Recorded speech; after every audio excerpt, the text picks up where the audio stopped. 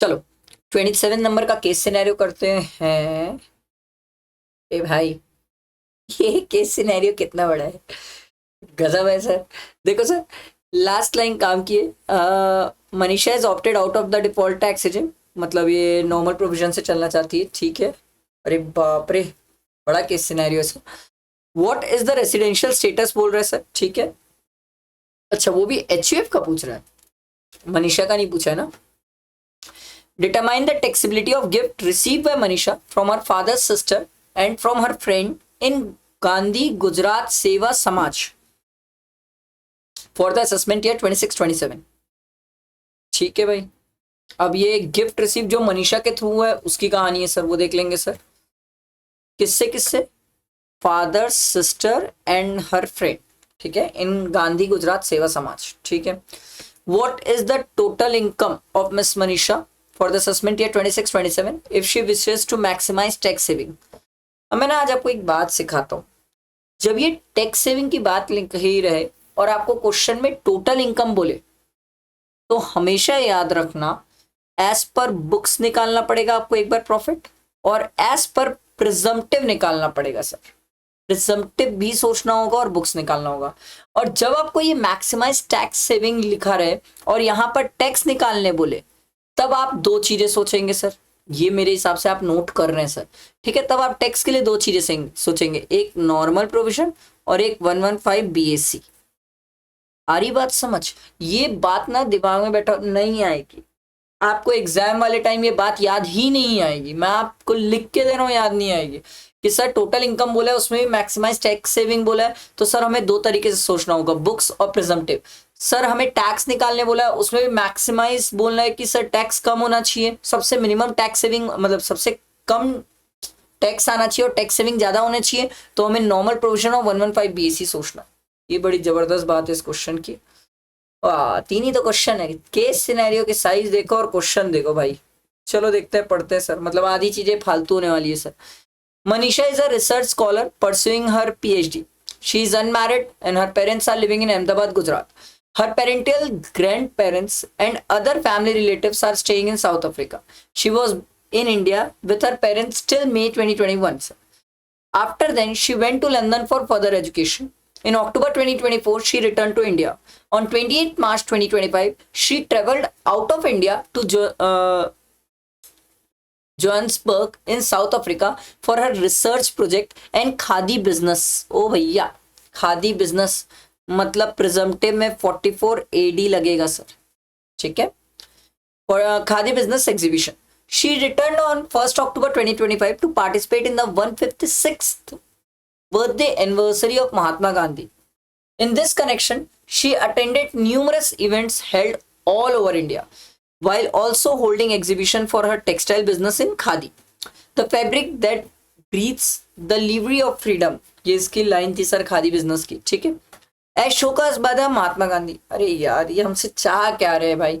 She von accolades and awards, gifts and donations in the course of showcasing her work. आदि 99% चीजें यहाँ पर बकवास चल रही है। You are provided with the following data in respect of receipt and income. अब आई ना कहानी कान की सर, अभी तक तो बकवास चल रहा था सर। चलो, scholarship for pursuing her research work. Sir exempt होता है रिसर्च सर, ये स्कॉलरशिप मिलती है जो एग्जेम्प्ट होती है सर। सर कहाँ पढ़े सर? आईयूएस में पढ़े सर। आईयूएस में आप मेरे कॉम्पैक्ट में जाके देख सकते हो, ठीक है। Gross receipt from exhibition held in South Africa in collaboration with the leading fashion house. Sir ये टैक्सेबल है। Gross receipt from exhibition held in India. Sir ये भी टैक्सेबल है। Gross receipt from sale of honey in the exhibition in India. ये भी taxable है, add कर लो। Gross receipt from sale of handmade khadi designer fashion accessories and other khadi stationery product. ये भी टैक्सेबल है, ऐड कर लो। तो 4 ग्रॉस रिसिप्ट तो मिल गया मेरे को। ऐड कर लेते हैं, एक काम करते हैं, 10 lakh plus 12 lakh plus 1,05,000 plus 2,25,000। Sir 25,30,000 sir, ठीक है। ये ग्रॉस रिसिप्ट आ गया। Gift from father sister whom she visited in Johannesburg, South Africa. Sir ये एग्जेम्प्ट होता है सर, रिलेटिव है सर, ठीक है। Cash gift receive from friend in Gandhi Gujarat Seva समाज from whom she with whom she stayed while in Johannesburg south Africa. Sir ये exempt तो नहीं होता है, ये टैक्सेबल होता है, बट कैश गिफ्ट की लिमिट कितनी है सर? 50,000, इसीलिए इसमें टैक्स नहीं लगेगा सर, क्योंकि ये 50,000 से कम की लिमिट है सर। और share of income from HUF ये एग्जेम्प्ट होता है सर, ठीक है। तो हमारे को एक क्वेश्चन का तो आंसर मिला सर। एक क्वेश्चन मेरे से पूछा था कि सर 51,000 एग्जेम्प्ट है, ठीक है, 27,000 would not be taxable from non resident. ये क्या बकवास है? नहीं, ये टैक्सेबल नहीं है, ये एग्जेम्प्ट सही लिखा है। 51,000 received as cash gift from friend will be taxed. नहीं सर, 51,000 इज एग्जेम्प्ट, ठीक है। 27,000 received as cash gift from friend will not be taxable as the total gift does not exceed 50,000। यही तो बताया आपको मैंने आपको, ठीक है। इसीलिए बोलता हूँ पहले क्वेश्चन पढ़ा करो, देखो फायदा क्या होता है। कॉस्ट ऑफ मटेरियल दिया हुआ है, एग्जीबिशन में जो यूज हुआ, handmade khadi designer fashion accessories की कॉस्ट दी हुई है, अदर एलिजिबल बिजनेस एक्सपेंस दिया हुआ है, हनी की कॉस्ट दी हुई है। कॉस्ट कितनी है sir? 12 lakh plus 1 lakh plus 4 lakh plus 55,000। Sir total cost आ रही है 17,55,000। तो सर अगर मैं इसको अपनी इनकम से माइनस कर लूँ, माइनस 25,30,000, तो ये मेरा आ जाएगा sir as per books. Profit कितना आएगा sir? 7,75,000 as per books profit आएगा। और 44 AD के हिसाब से कितना आएगा सर? 44 AD के हिसाब से जितना भी ग्रॉस रिसिप्ट है। हाय, अब ग्रॉस रिसिप्ट के बारे में कैश वगैरह कुछ दिया नहीं है सर। कैश नहीं दिया तो क्या मानूं? कैश, चेक, ऐसा कुछ दिया? नीचे देख लेते भाई, नीचे देख लेते। Manisha did not manufacture any khadi product. She sourced all the khadi material, accessories, product and honeys from supplier of such items. ठीक है। All the financial transactions are carried on account paid check. लो भैया, दिया हुआ check से चलिए कहानी।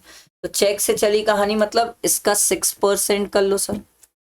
25,30,000, इसका 6% sir, ये आ जाएगा 151800 सर, ठीक है। तो प्रिजम्पटिव के हिसाब से इसकी इनकम कम आ रही है। देखो ये दोनों ऑप्शन दिए होंगे जानबूझ के, ये देखो दोनों ऑप्शन दिए ताकि एक स्टूडेंट 7,75,000 ही टिक करके आ जाए सर। बड़ा प्यारा सर, बहुत ही प्यारा सर, मेरे हिसाब से तो बहुत प्यारा क्वेश्चन सर, ठीक है। उसके बाद हर पैटर्नल ग्रैंडफादर इज द कर्ता of the family HUF. Her paternal grandfather comes on a visit in India for 6 months every year since 2014. The HUF is managed outside India and all the decisions regarding HUF are made outside India. लो भैया, HUF का control और management Holi outside India है sir. तो HUF क्या हो जाएगा? Non resident. Question जितना भयानक दिखा, आंसर उतना इजी था, बट मेरे को जो सबसे प्यारा लगा वो ये था। एक स्टूडेंट को देख के जाना चाहिए, मोस्ट इंपॉर्टेंट है ये। नहीं देख के जाओगे नहीं बनेगा सर। आई होप क्लियर हुआ होगा। ये हमने कौन सा नंबर का केस सिनेरियो कंप्लीट किया? 27 हो गए सर। 28, 29, 30, 3 और बचे बस। ठीक, चलो, थैंक यू।